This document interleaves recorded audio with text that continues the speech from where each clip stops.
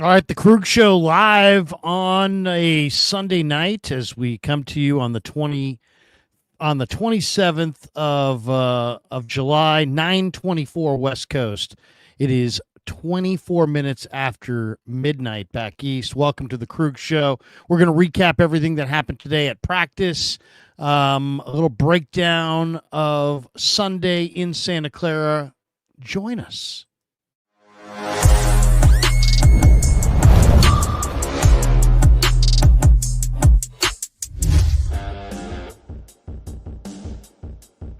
Off and running on the Krug Show Sunday night. Hope everybody's having a good night. It is July 27th, 9:24 West Coast, 12:24 East Coast.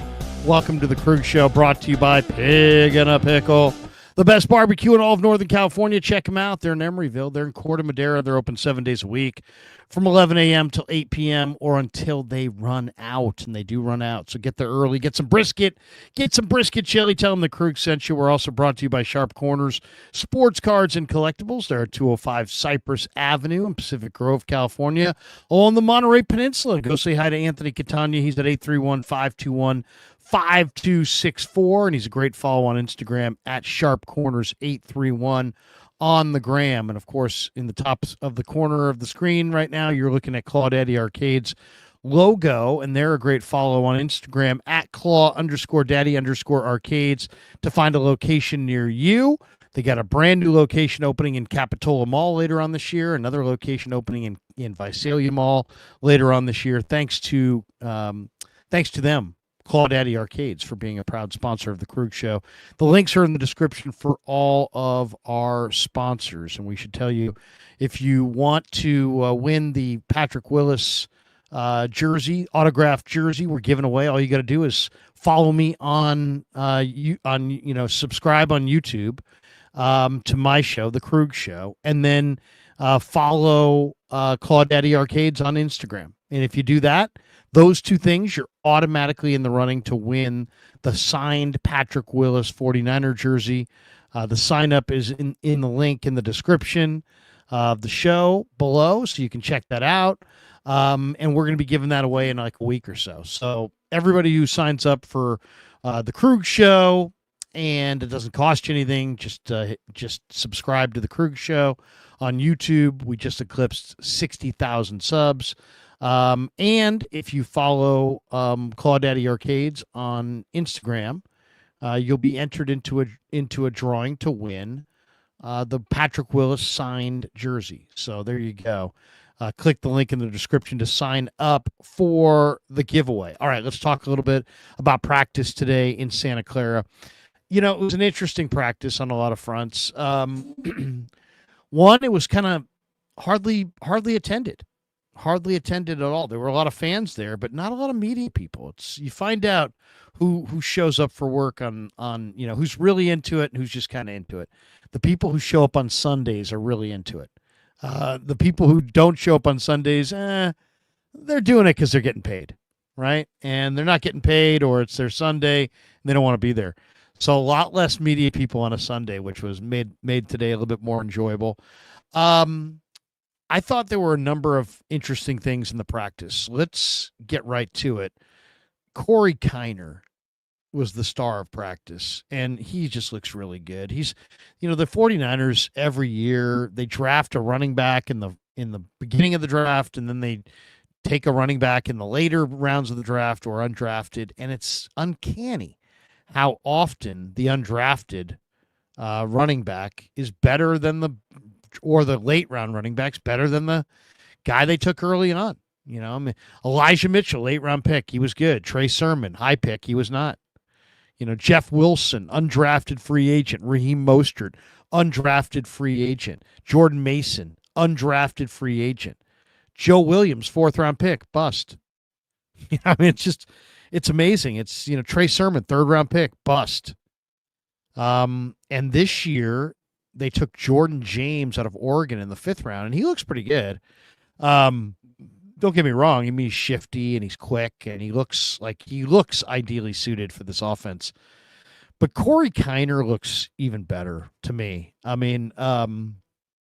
I've already made the comparison to Emmitt Smith, which is crazy because Emmitt Smith's one of the greatest running backs in the history of football. But I'm going to do a video on this later on because I know that Kiner and Emmett have a lot of the same traits. They have a lot of the same size, speed. They've got a lot of the same measurables. And Corey Kiner was Mr. Football in the state of Ohio and was a high recruit, 4-star, 5-star, got a full ride to LSU, went there and was good. Then got kind of homesick, missed his family and friends, and decided to transfer to Cincinnati. And all the guy's done is produce throughout his college career, both at LSU and at Cincinnati. And he looks fantastic. I mean, he really does. He had a jump cut. First of all, he doesn't, if you look at him, he doesn't look big on the practice field. He's not big. I mean, he's 5'8", 5'9", but he's 210 pounds. So he, believe it or not, he's got unbelievable contact balance. You can't knock this guy off his feet.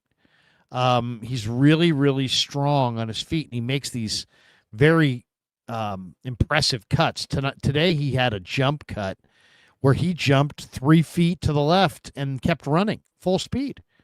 So Corey Kiner looks really good. The explosive cutting ability, the shiftiness, the contact balance, the ability to run through arm tackles. He was great today. He had that jump cut on an early run. Then he caught a pass against Robert Beal where Beal's 6'4", 260, and it was down the field, and he went over the top of him and made this amazing catch down the field. Then he had another good run later in practice. Kiner looks legit. Now, he doesn't have big speed. He doesn't have big home run speed. His speed is pretty ordinary, to be honest. But what he's got is contact balance and production, and he just knows how to run. He knows how to he knows how to hunt for the hole. He makes himself small in the hole, but he's really, he hits the ground running. 2 steps, he's at full speed, very shifty, very powerful, very explosive. And he looks good. He looks good, and he had a great practice today. So Corey Kiner really stood out to me. He was the star of practice. The sad part of practice today was that Teron Jackson, the defensive end, went to the ground on a really weird play, and they had to stretch him, put him on a gurney, and take him out on a stretcher, and hurt his neck.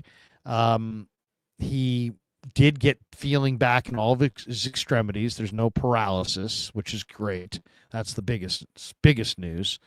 They took him to Stanford for precautionary testing, and they think he's going to be okay. But yeah, it was scary. I mean, he was on the ground. Players were yelling, trainer, get over here. And, then we stood there. We stood there in silence for 10, 12 minutes. All the fans, all the players, all the coaches, all the media, everybody just standing there waiting to see if, we didn't even know who it was. Couldn't even tell who it was. And it was Teron Jackson, the young defensive end, who's a good guy. I did an interview with him last year. He's from Coastal Carolina. My buddy Rick Mueller recruited him to Coastal. And I think the Niners got a pretty good little player in Teron Jackson, but this is obviously a setback today, and hopefully it'll be okay. But it looked really scary. So that was kind of like the most dramatic moment of practice. And it's just very difficult for these players. They're risking paralysis on every snap. They know it. But yet football players, the last thing they want to talk about is their mortality. They really just don't want to talk about it. They understand that you could be paralyzed. They understand that you can die on the football field. I mean, you can, it's happened. And they understand that. But at the same time, they don't want to talk about it. They won't talk about it. There's a lot of players that just won't talk about injuries, period. But it's just it's kind of viewed as taboo. It's not that hey, if we talk about it, we're more apt to get hurt. But sometimes I kind of wonder if the players believe that, because they really don't talk about the injuries and they don't like to talk about the violence within the game. But I'm sure it does kind of scare them all. And Deommodore Lenoir was very honest with us after practice. He said, when you're seeing a guy lying there motionless on the ground, you can't help but think that could be me. That could be me. And, that's a very emotional moment for a lot of these players. So that was the big story of the day. Teron Jackson went down. He was carted off on a stretcher, but the word is that he's going to be okay. That was about roughly 11:30 this morning. Um, Other things that happened today in practice. Greg Joseph went 4 for 4 in his kicking competition against Jake Moody, who went 3 for 4. Moody missing, I think, from 54 yards out where Joseph hit all of his. That's pretty close. I mean, that's going to be a pretty close battle all the way through. My belief is that if it's close, it should go to Joseph, because I think Moody has already been given a lot of chances. But I get the feeling that Joseph will only get this job if he totally outkicks Moody and just wins this competition decisively. If Moody wins it, he's the kicker. If it's an even competition, Moody wins it. If Joseph wins slightly, I think they're probably going to stay with Moody. And you say, well, why? Well, Matt Mayoko brought up the fact that if you cut Moody, he's probably going to go away. He's going to go somewhere else. Or if you cut Joseph, he's going to be staying at a Best Western in Santa Clara for the next month, and he's a phone call away. So in some ways, if you go with Moody, you have both. If you go with Joseph, you lose Moody. So I think that's probably why Moody's going to get this job, but we'll see. Today, Joseph got the upper hand. Also today at practice, Isaac Guerrero continues his assault on playing time. He had a couple of real nice runs. He just looks good. He made a great catch in the end zone on a contested ball over Derek Canteen on a ball that was thrown by Mac Jones in the low red zone. Nice little play there by Guerrero. Guerrero just day after day just looks very explosive, very dangerous. He looked like a guy who needs to play more. If there were surprises today in practice, the Niners are getting interesting play out of a couple of their young corners. Jacob Robinson, the undrafted free agent rookie out of BYU, who had 11 career interceptions at BYU. He had a PBU today. Derek Canteen had a PBU as well. Both those guys look like they can make plays on the ball. And if you look at their interception totals in college, you can see that they can make plays on the ball. And you should expect to see more of that going forward. Richie Grant had a nice practice today. He had one play out in the flat where he came flying out and made contact. And, the pads don't come on until tomorrow, so there's no real hitting. But Grant showed some physicality, and he looked good. Mason Pline caught a pass from Tanner Mordecai. Pline, who worked out all throughout the summer with George Kittle in Nashville and caught passes from Brock Purdy, looks better than the other tight ends. There's Kittle, there's Farrell, and then it looks like Pline and Braden Willis are going to battle it out. Dwelly and Tongas are there as well, but Pline is probably the biggest of the group. He probably is the fastest of the group. Willis has made a number of nice catches as well. I think those two guys probably have an edge on the other two. We saw Isaiah Hodgins make a nice catch today on a deep ball from Tanner Mordecai. And Hodgins is another interesting guy to watch because he's a very polished player. He's a possession receiver with great size, and they may need extra receivers if they have a number of injuries at that spot like they have early on, and Hodgins is a guy who can clearly do it. Saron Neal had a pick to end practice. He looked pretty good, and he tried to take it back for a pick six. There was no Nick Bosa, no CMC, and no Trent Williams. They both, the three of them, the trio, all sat out today with just rest days.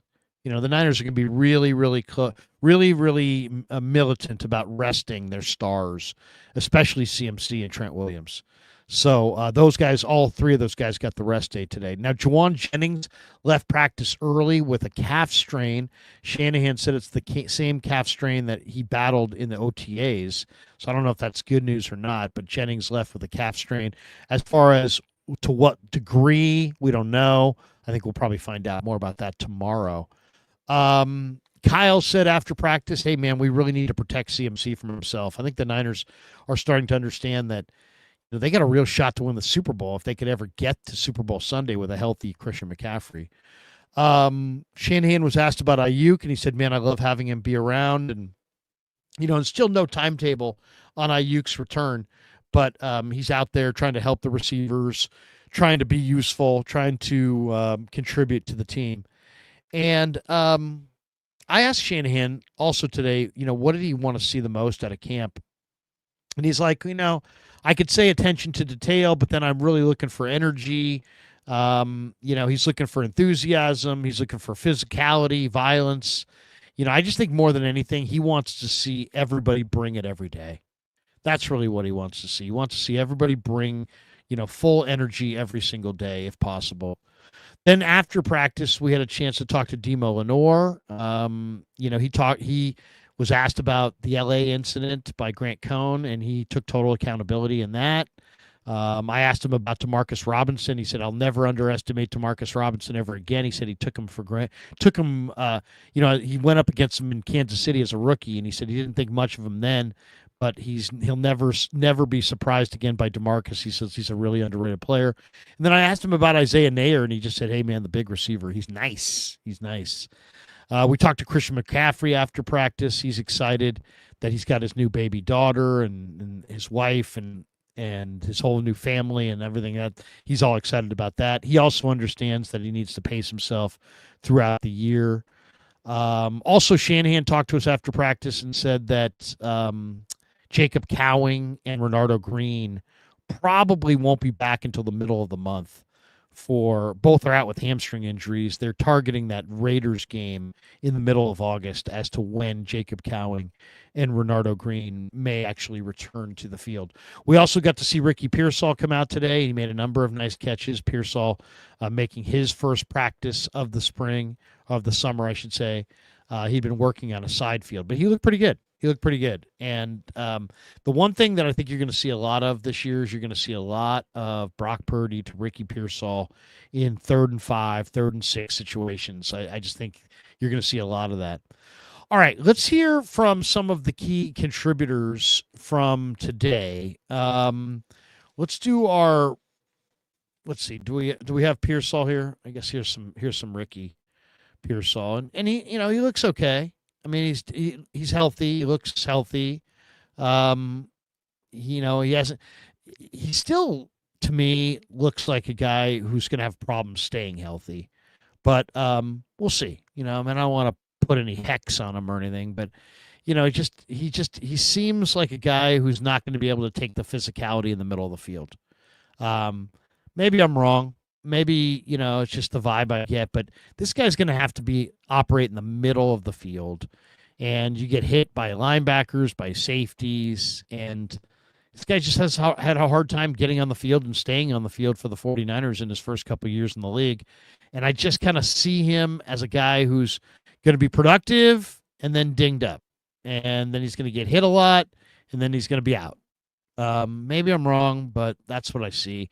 He doesn't like, if you look at the physicality of Deebo Samuel, you look at the physicality of Brandon Ayuk, none of these other receivers have that level of physicality. I mean, Jauan Jennings is pretty physical, but I mean, the rest of these guys don't look like Deebo. They don't look like Ayuk. I don't think they can take those kinds of hits.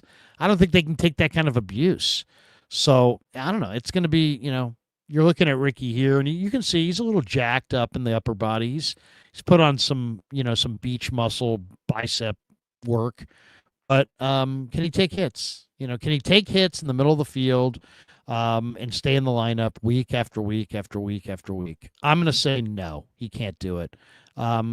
Surprise me, show me you can. But to me, he just looks like a guy who's gonna make some nice catches, but he's gonna take hits and he's gonna be out of the lineup. So we'll see. We'll see how it goes, but that's what I see with Ricky Pearsall. He just, to me, seems like he's gonna be glass. All right, let's get a little presser reaction. Here's Kyle Shanahan on focusing on the focus early in training camp. I talked to him after practice. Here's what he had to say. Kyle, what's the most important part about this first week or so of camp? Is it the attention to detail, energy? Like, what's the most important thing? I think attention to detail. Everything's so important. If you quit one thing, then something bad's gonna happen. You get a setback. But there's so much that goes in to be prepared for an NFL season, and there's not a lot of time. And so you have to be so prepared for this camp so you have a chance to go through it. And if you are prepared for the camp, and it's about stacking up days. I mean, everybody comes in the first day, they want to be in their playbook, they want to review the scripts before they go to bed. They come in early, they're done with practice, they have a great routine. And as you get like 5-6 days into it, then guys are tired. They'd rather, they start skipping things. They might want to go take a nap, do stuff like that, and you end up pulling something, and you miss 2 weeks. So it's about just that routine of doing it every day, the consistency of it, and not wavering from it. And guys who have routines, more of the pros, guys who've done it before, more of the vets, they got a good idea of it, and that's what the rookies are trying to learn how to do. Yeah. So it's can you stack days? Can you be the same every day? Can you improve every day? Can you bring it every day? It's like, you're excited the first day, but what about day 2? And what about day 3? And what about day 4? And it's like, can you set a standard for the level that you play at? I think that's really kind of what he's talking about there. And the veterans play to a certain standard where rookies, when they're feeling it, they're feeling it. And when they're not, they're not. And it's like, that's learning to be a pro, right? Bringing it every single day. Then we talked to Deommodore Lenoir. Lenor came to the presser. I asked him the first question. I'm like, hey, how about your little deal with JJ? Because they had a little back and forth yesterday. I wouldn't call it a brawl, but they definitely went at each other. Seemed pretty good natured. I asked him about it today. Here it is. Timo, you and JJ were mixing it up a little bit on the practice field the other day. You got a little rivalry going with him? No, that's just how we greet each other. Yeah. It was our first day being able to see each other, full tilt. Of course, we wasn't in pads, but that's just how we greet each other. Timo, you and JJ were mixing. That's just how we greet each other. It's funny too, because I asked John Dickinson the other day. I'm like, JD, we had a little fisticuffs at practice. One, and it was receiver DB. Can you name the receiver and the DB? And I gave him an opportunity. He's like, Jauan Jennings. And I'm like, yep, Jauan Jennings. He's like, and Deommodore Lenoir. I'm like, yep, you got it, Deommodore Lenoir. Pretty predictable, but Lenor, Lenor's feisty, man. He won't back down from anybody, and JJ doesn't either. And when you get those guys together on the practice field, you're going to see sparks fly. But that's how they greet each other. And then I asked Demo about, one of the stories of the week is this jumbo rookie receiver. If you want to know about receivers, ask corners. Corners know receivers. Receivers know corners. They know the tendencies. They know who's legit, who's not legit. Here is me asking Lenor about the rookie, Isaiah Neyor. They say corners know receivers. What do you think of the kid Neyor? I'm sorry, you said. What do you think of the big rookie Neyor? Oh yeah, he's nice. He's gonna be nice. Him making contested catches, him being that tall, able to run deep and run routes. You don't really see a lot of guys like that. They say corners know receivers. Yeah, you don't see a lot of guys like that. In fact, Kev put together a video of Neyor today, and I tweeted it out, and I'm like, how many guys in the NFL have what Isaiah Neyor has? Like, let's just go through it. How many NFL wide receivers are legit 6'4"? All right, not very many. Of those guys, how many run 4.4 flat or faster? Even fewer. Then of those guys, how many of them have a 40-inch vertical? Even fewer. How many of those guys also have 36-inch arms? Even fewer. You see what I'm saying? It's like Isaiah Neyor's rare. He is really rare. And I'm just saying, I get it. It's one practice, and I'm like everybody else. Hey, pump the brakes. Let's all relax. It's like, and I was super excited about this kid, and then I saw him in OTAs, for consistently, and it's like I saw how crude and raw he is catching the ball, and I'm like, okay, he's, now I understand why he wasn't drafted. But watching Isaiah Neyor split coverage down the middle of the field, go up in a crowd, come down with it, seeing how big and fast he is, it's like he doesn't. If he makes even one play. If you're 6'4", 220 and run 4.4 flat, and you show up in the preseason, if you make one good play, you're not going to clear waivers. You're just not. Nobody's going to let anybody go through waivers who makes an incredible play like he's made already 2 or 3 of them in the off-season camp and training camp and OTAs. He's made a couple amazing plays. If he makes any play like that, even one of them, and he's not going to pass through waivers. So, it's an interesting camp this summer because you don't have Ayuk. And Ayuk would be, if with Ayuk, you'd have 6 receivers, right? You got Ayuk, Pearsall, Jennings, Cowing, Watkins, and Demarcus Robinson. So those are your 6 receivers. But without Ayuk, you're down to 5. And maybe that, they'll take Neyor. And Neyor might not be the worst 6th receiver on this team. And if he can run the go pattern and take the top off the defense, as they like to say, you can do a whole lot worse. I mean, I'd have a guy who could take the top off the defense if he was 5'7", 5'8". This guy's 6'4". So I'm really excited about Isaiah Neyor. And the one thing also is that his stride is just so crazy deceptive because he's got such length in his stride. And I just feel like DBs are going to take some bad angles. They're not going to realize how fast he is. Very exciting player. I don't know if he's going to make the team, but wow, what an exciting undrafted free agent he is, Isaiah Neyor. All right. Grant asked Lenor about the charges in LA, and it was a tough question to ask. I credit Grant for asking the tough question. He got it out, and it was incredibly well answered inquiry by Grant Cohn from Deommodore Lenoir. It was as if the Niner PR people probably told him, "Hey, you're likely to get a question about this. Have an answer ready." And it was good stuff. So here it is. Really just, I'm different than who I was, 5 years ago. So just being at the right place, not really, hanging out in areas that I shouldn't be, so I want to apologize to my teammates, the organization, and to my coaches and to my family, for a mistake. Yeah. So, I think that's, sometimes you have to realize that, that life, you evolve through life and he's got to make good decisions. It's really just about making good decisions. It's about knowing who you're surrounding yourself with the right people, but it's also about making good decisions. And I think you kind of heard that there. What I liked there, though, is he didn't run from it. He didn't blame anybody. He didn't sidestep it. He didn't turn it on the questioner and be like, "Why you want to know?" And he was accountable and he was real, and he was remorseful.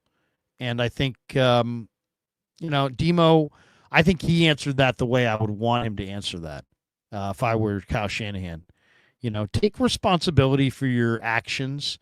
And yearn to be better, and I think he answered that. I mean, he didn't run from it there. I thought that was good.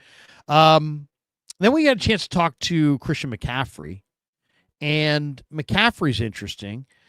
I wanted to ask him about Corey Kiner, and the one thing about Kiner that stands out is just the crazy contact balance. It's like this guy gets hit, he doesn't go down. I mean, he gets knocked, he just has unbelievable balance. You can't knock him off his feet. And I asked CMC if there's anything you can do to kind of improve your contact balance. He had a pretty interesting answer here. Christian Kiner's got some crazy contact balance, and I'm just kind of wondering, for training in the off season, is there anything that you guys do to get better at contact balance? Yeah, there's definitely a lot of different things you can do. I mean, there's a million balance drills out there on the field, in the weight room, stuff like that. Obviously, single leg strength exercises and plyometrics, and all that stuff. A lot of it's natural too. I think sometimes people are blessed with abilities that come pretty naturally. Christian Kiner's got some crazy contact balance, and I'm just kind of wondering, for training in the off season, is there anything that you guys do to get better at contact balance? Yeah, there's definitely a lot of different things you can. There we go. A little Christian on the contact balance. But I thought his answer at the end there was the most interesting part about it. He's like, there's lots of things you can do, one-legged exercises, and there's all kinds of balance drills. But then at the end, he's like, but it's kind of a natural thing. You either have it or you don't. And Corey Kiner has great contact balance, and it's fun to watch. I mean, on the practice field, he's just, he looks almost as wide as he is tall. And when he takes hits, he doesn't go down. He just kind of bounces off hits and kind of, he gets hit on the left side. He kind of bounces over to the right side. It's really amazing to watch. And it's like, yeah, there's things that he probably has done to get better at, but it's natural. This is who he is. This is who Kiner is. And he's really, really fun to watch. And then I asked also CMC, I asked him about Luke, because, one thing about Christian, he doesn't like to talk about himself very much, but he really does like to talk about his brother. And I know him and Luke trained with Bijan Robinson in the offseason. So I asked Christian, because I've heard that Luke looks amazing. Some of the reports out of Commanders camp is that Luke McCaffrey is looking really, really good and is going to be a significant player for the Commanders this year. And I asked Christian about his bro. There's been some good notes on your brother coming out of his camp. How much did you guys work out this offseason together, and what kind of year do you envision for him? Yeah, he was with me every day this offseason. And that was, that was such a blessing to be with him all year. It's anytime you get to train with your brother, playing in the NFL, it's really cool. And spending time with him, obviously the training went well, but it's the meals, it's the off time that you get to spend with them. Just reminds you of when you were kids and stuff. So it was awesome, and he looks great. It's good to hear he's doing well. I got to check in with him. The time change is killing me, but I'll probably give him a call today. There's been some good notes. Could you imagine if you had a brother that played in the NFL? I mean, what a very cool thing that would be. And, the other last story of the day is that the Niners, after practice, Adam Schefter reported this afternoon that the Niners have signed Eli Apple to a 1-year contract. And, Eli Apple's an interesting player. He was the first-round draft choice, good player at Ohio State, played 2 years there, and then went pro. New York Giants drafted him with the 10th pick overall. And, with Renardo Green, with a hamstring injury, the Niners have 3 good corners, right? They have Deommodore Lenoir, and they have Renardo Green, and they have Upton Stout. But now with Green going down with a hamstring injury, they've got 2 corners that they can lean on. See, that's just not enough. I mean, in today's NFL, corner 3 or corner 4, 5, and 6 play. They play in the NFL. They play regularly. So you got to have good backup corners. Now, Darrell Luter, I think, could be cornerback 4. Luter's got a lot of talent, and I could see him being, a guy who, could get that 4th cornerback spot. And then after that, it's pretty wide open. I mean, you've got a lot of openings on the corner for the 49ers if you look at their depth chart. So, okay, so as I said, Renardo Green, Deommodore Lenoir, Upton Stout. Those are your top 3. Let's just say, for the sake of the argument, that Luter is your cornerback 4. Okay, so you probably still are looking for 1 or 2 other guys. And you have Saron Neal, who was signed as a free agent in the offseason, and Saron Neal is guaranteed $2.25 million. So I think he's probably likely to be on the roster. So there's your quarterback 5. So now you got a bunch of guys battling for 1 spot, and that group includes Chase Lucas, Trey Avery, Jacob Robinson, who's looked really good, the undrafted rookie free agent out of BYU. Derek Canteen had a good practice today, undrafted rookie, I think Mississippi State. I think he played a couple different spots. Canteen played in a couple different spots, but both Canteen and Jacob Robinson were highly productive interceptors. You also have Dallas Flowers, who's got a lot of size and speed, very athletic. And so you also have Trey Brown. They've guaranteed him $500,000 this year, so he might wind up making the team because of that financial commitment. So there's some interesting decisions, and they're the bottom line is when you run out of corners, you run out of corners, and that's it. There's nowhere to go. There's no place you can go to find a corner. And it's, Apple's interesting. He's had a kind of a wild 9-year run in the NFL. He's been on 6 teams, spent 2.5 years with the G-Men, and then joined the Saints. He was with the Saints for 1.5 years. Then he signed with Carolina for 1 year. He was with the Bengals for 2 years. And then he was with the Dolphins 2 years ago, 2023. He spent last year with the Chargers. He only played 4 games for them. He's played in only 14 games with 4 starts over the last 2 years. 10 pass breakups, 1 pick, 48 tackles over the last 2 years. For his career, he's got 6 interceptions and 61 pass breakups in 102 games, 82 starts. So he's given up, PFF says he's given up 32 touchdowns and allows a quarterback rating of 100.4 when targeted. So, I mean, the thing about Eli Apple is he's a legitimate NFL corner with legitimate NFL size and speed. He ran 4.4. He's got good size, good arm length. He's played a lot of football. But, it's just, this is why you really need all the good corners on your roster. The big concern that I have for the 49ers is that they might wind up cutting their undrafted free agent corners. They're young guys, Jacob Robinson and Derek Canteen, to go with, Trey Brown and Saron Neal because they have a little bit of money guaranteed to those guys. And I think that might be a mistake, especially watching Robinson and Canteen today, especially. These guys are making plays on the football. They're young corners who look like they can cover. They're not special teamers per se. They're young corners. Robinson's a little light, but he also runs 4.36. Both these guys have amazing ball skills and they've combined for like 20 collegiate interceptions. So I would hate to see the Niners cut Jacob Robinson or cut Derek Canteen to go with Saron Neal and Trey Brown, and then find out that Saron Neal and Trey Brown are really, not that great. I mean, Brown today, did something that he got away with because it's practice, but he wouldn't get away with it if it was a game. There was, I forget who it was. I think it might have been Jordan Watkins, ran by him on a deep route, and he just grabbed the jersey. I mean, Trey Brown just grabbed the receiver's jersey and said, nope, come back. And, it's practice, so nobody says anything. But in the NFL, if that were a game, the yellow flag's coming out, and that's a penalty. So, and I'm not sure who it was. It might have been Malik Knowles. Might have been Quintez Cephas or Gage. I forget which receiver it was, but he just grabbed him. He just grabbed the jersey from behind. Well, you get away with that in practice, but you don't get away with that in the game. That's a flag every time in the game. It's an easy flag.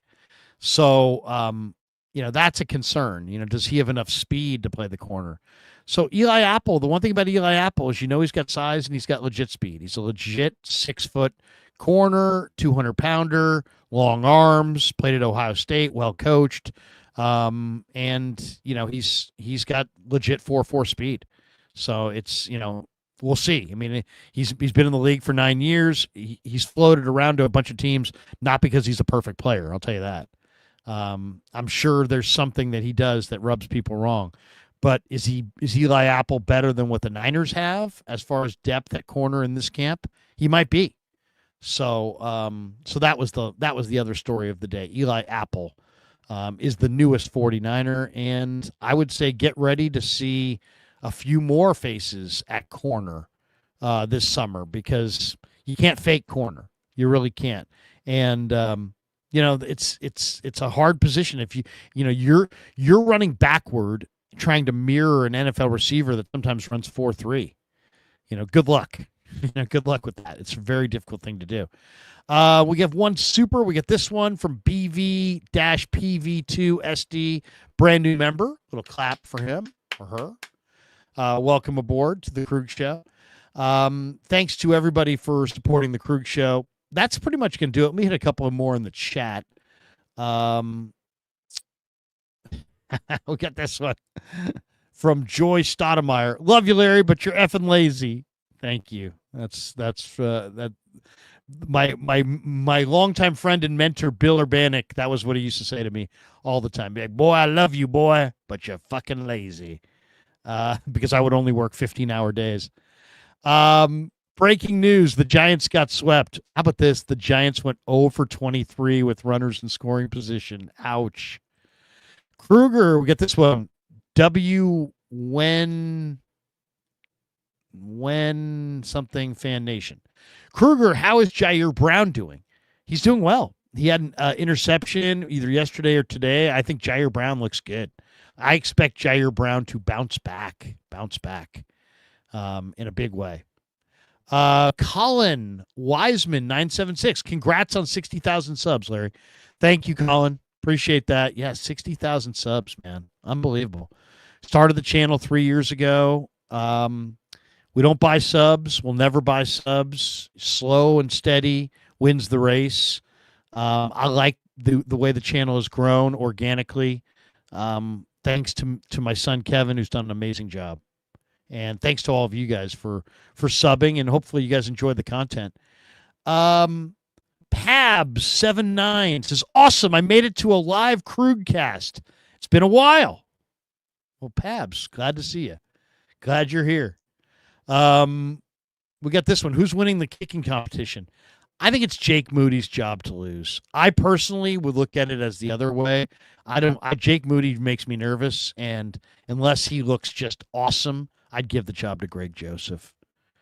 I'd go with the veteran. I know them. They're going to go with Moody because, because he's Moody. They invested a 3rd-round pick in him. They're trying to prove to everybody that they were smart by making that pick, and sometimes you just got to let it go.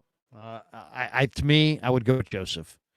We got this one from Yoshi World. He said, you just hexed him. I didn't hex Ricky Pearsall.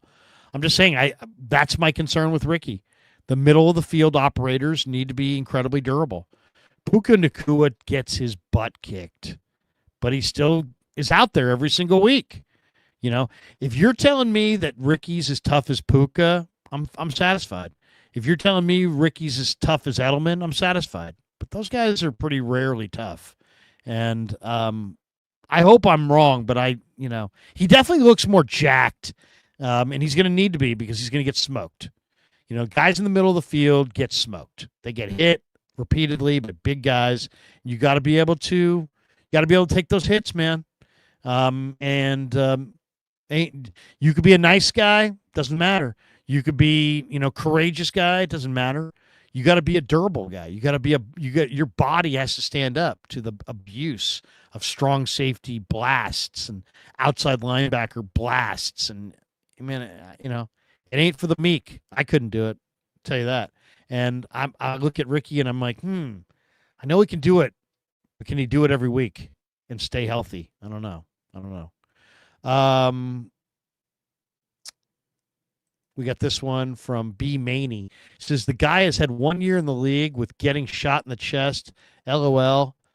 What the F are you talking about right now, Larry? We don't know what's going to happen with Ricky. Yeah, I'm just giving you my opinion. My opinion is that he's really a good receiver, wants it badly, is going to do what it takes to show up and play, and then it's just a matter of can he stay on the field because he's going to get hit. You guys who catch the ball in the middle of the field are either have to be super shifty so they don't get hit, like you can't hit me, or they got to be tough. They got to have broad shoulders and be able to take hits. We'll see. We'll see if he can do it. I hope he can do it. I'll say this: I know football is really important to Ricky, and I know he wants to be good. But just the question is, can you what happens is you take major hits running over the middle. And then do you lose your pizzazz? Do you lose your joy? Do you lose your desire? Do you lose your willingness to run across the middle because you just know what's coming? And some guys can block it out, and they're just tough. Can block it out. I mean, Julian Edelman blocked it out his whole career. He was smaller than Ricky Pearsall, but he just went across the middle and made play after play. He's just tough. Just really, really tough. And if if I've heard people compare Ricky Pearsall to Julian Edelman. If he's that tough, the Niners got something really, really good. Let's see. We got this one here. Yoshi World. Larry stopped by at Pig and a Pickle with the wife, spoke to a lady named Mary. Super nice. That is Damon and Mary. That's Mary, the owner of Pig and a Pickle. It's owned by the couple. Mary is the wife. She super nice. She mentioned your name, and I got a discount on my meal. And AK, he said, and ask for the chips. They're amazing. So, well, wow, I didn't know she was giving you a discount on your meal. But yeah, the potato chips that they cook in beef fallow, and they only serve those in Corte Madera, are just amazing. I mean, it's a potato chip. I don't want to lose my mind too much over a potato chip, but it's the best potato chip I ever had. They take the same rub they put on the barbecue chicken and they put it on these chips. And they cook them in beef fat, and it's just amazing. It's an amazing chip. Fuji Simeon, congrats on 60,000 subs, Larry, even if you are an SI Wildcat. SI Wildcat. By the way, if anybody out there is connected to Invader 49er, I'm trying to get Invader 49er. He sent me his address, and for some reason, it's buried in my email, and I have been looking for it. I cannot find Invader 49er's address. So if somebody who knows Invader 49er, we had a wager. I lost. I bought him a mini Niner helmet, and I just want to get it to Invader 49er. So if anybody knows Invader 49er, if they could tell him to somehow connect me to his address, any way they possibly can, and I will get him his mini Niner helmet as payment. For I said that Willie Lampkin was going to get drafted. Invader 49er said Willie Lampkin will not get drafted. Willie Lampkin did not get drafted, and thus I owe Invader 49er a mini Niner helmet. We got this one here. It says, Yoshi says, Invader is on with Ronbo live all the time. I'll see if I can catch him. Yeah, just maybe drop him a note and just say, hey, Krug's trying to get your address so we can get you this helmet. And I wanted to do it, 6 weeks ago. Then I was traveling on vacation, the whole deal. I knew that I had his email, or I have his contact information in my email, but I can't find the email now. It's so buried in there. So if anybody knows Invader, if you guys could tell him to shout at me with his address, I will get him his 49er helmet. We got this one too. Fuji Sumian. I need good Niner news to distract from the Giants. Yeah. What you can say about the Giants is that the trade deadline's approaching and they badly need to make a trade. And probably need to. Here's what I would do if I were the Giants. I would trade for O'Neal Cruz from the Pirates. O'Neal Cruz is an amazing talent. Go get O'Neal Cruz. That's what I would try to do. I know he's not the answer necessarily, and they've pitching needs and this and that. O'Neal Cruz is the guy I would want. Let's see. Do we have any more in here that I want to get to?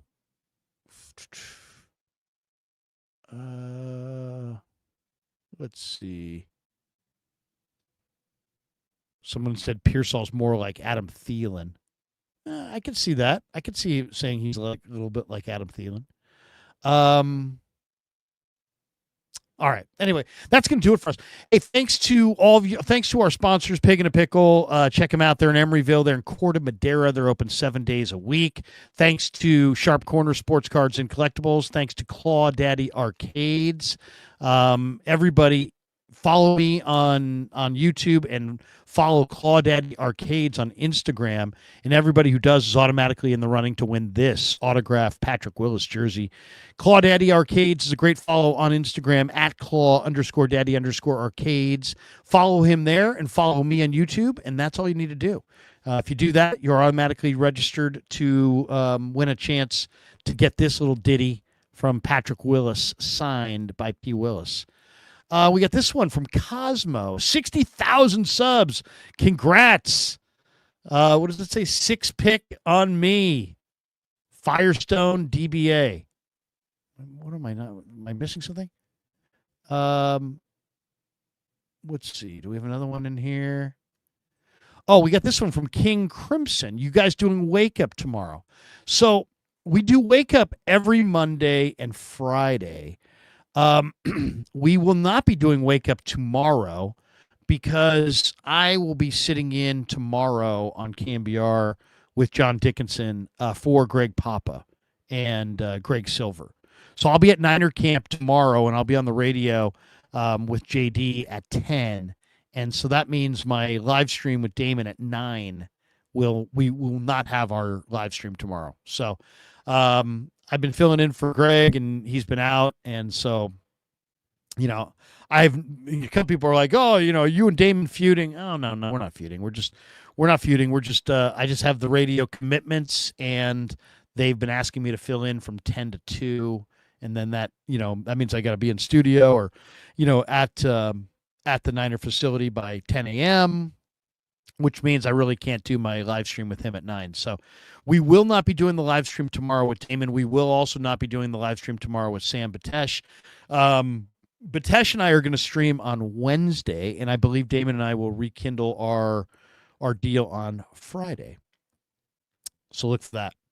And thanks to all you guys for all your good comments here. We got this one from Joe's Farm 8958. He says, "Go Krug." Thank you. He says, "You're back in it." Yeah, that's right. Back on the radio and doing the YouTube channel all at once. The YouTube and the radio. But we're having a lot of fun. And we've been at camp all week, and we'll be at camp all summer. And I hope you guys enjoyed what we brought to you today from training camp. And I'm really eager to get down there. The guys that I really love watching right now, I love watching Corey Kiner. I love watching Isaiah Neyor. I love watching Stone Blanton. And these guys are really fun to watch. And I love watching Mikael Williams line up against guards. Mikael Williams just abuses guards. I mean, he's just way, way too fast for guards. We got this one from Yoshi. Do you think Junior will get a wide receiver spot? Talking about Junior Bergen, I would imagine. Bergen does look good. He's very, very polished in how he catches the football. He wants to be good. He doesn't juggle it. He looks really good. So I expect Junior Bergen to make a lot of plays in the preseason. I think that's going to be he's going to be fun to watch. We got this one. Yoshi World. Larry, which one pays more, YouTube or radio? It depends how good you are on YouTube. For me, radio has paid me lots of money throughout my life, but right now YouTube is probably paying me more. But YouTube is an amazing thing, and it's taken me 3 years to build this channel to 60,000 subs and millions of views a month. And by the way, we have because we do have 60,000 subs and millions of views a month, we have a couple brand new sponsors and some big ones. And we won't announce them tonight, but we will be announcing them this week. So really fired up about that. You guys are going to be really intrigued by some of our brand new sponsors. And thanks, of course, to Pig and a Pickle, our original sponsor. They've been with us since the beginning, and I love Damon and Mary, and they have an amazing business. And we do have a couple new sponsors that we're welcoming in this week, and we're really excited about it. So, what can I say? Yoshi said, Larry, you hit 60K, and I think Grant hit 200K. Yeah, Grant's a force of nature, man. And I'll say this, Grant helped me quite a bit get started down this road, and I appreciate him greatly. But yes, he is blowing up, and justifiably so. All right, that is going to do it for us. Thanks to everybody. Have a great night. We appreciate every single one of you. Hit like and subscribe on your way out. Once again, follow Claudaddy on Instagram. Follow me on YouTube, and you're automatically in the running to win that Patrick Willis autographed jersey. I'm really fired up about our new sponsors that we'll tell you about later on this week. I'll be back in training camp tomorrow. Join me on the radio tomorrow at 10 a.m. Until then, peace. Yeah, never met a man I've been scared of. Careful.